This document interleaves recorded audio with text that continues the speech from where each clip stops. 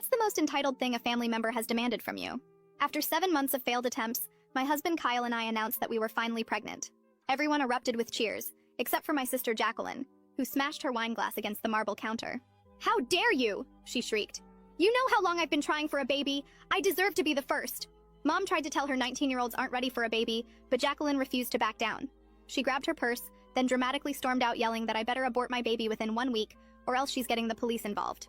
The next morning, she showed up at our door with printed pages from abortion clinics, shoving them into Kyle's chest while he was still in his boxers. "I made appointments for her at 3 different places," she announced to our entire cul-de-sac. "She just needs to pick one." When Kyle tore up the papers, she called the whole family demanding an emergency intervention. That Sunday, 23 relatives crammed into Mom's living room, while Jacqueline stood at the fireplace like she was delivering a TED Talk on why I was destroying her life by having a baby first. She actually had a PowerPoint. Our Uncle Jeffrey, who's a lawyer, finally told her there's no legal precedent for forcing someone to abort because you want to be pregnant first.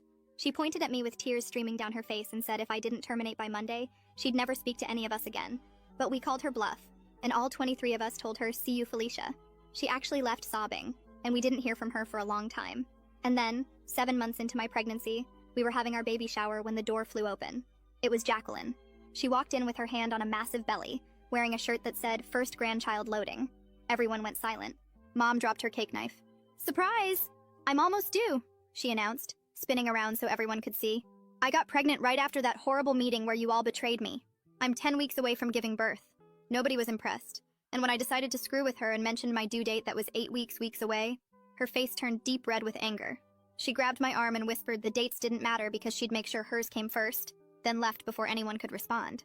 My mom called me that Tuesday bawling her eyes out. She'd found out from Jacqueline's roommate that Jacqueline had been taking black market labor induction substances she'd bought from some website in Romania, risking her baby's life to deliver before me. Now, Jacqueline was in the ICU, but not because of the substances. Turns out, Jacqueline had found some girl on Craigslist whose mother used to be a midwife in the Philippines, and paid this girl to perform a C-section in her living room. The girl kept refusing, saying Jacqueline was only 31 weeks. But my sister threatened to do it herself with kitchen knives if she didn't help. They used box cutters sterilized with vodka. Jacqueline lost so much blood that her neighbor saw it seeping under the apartment door. The baby somehow came out alive, but he was purple and barely breathing. They both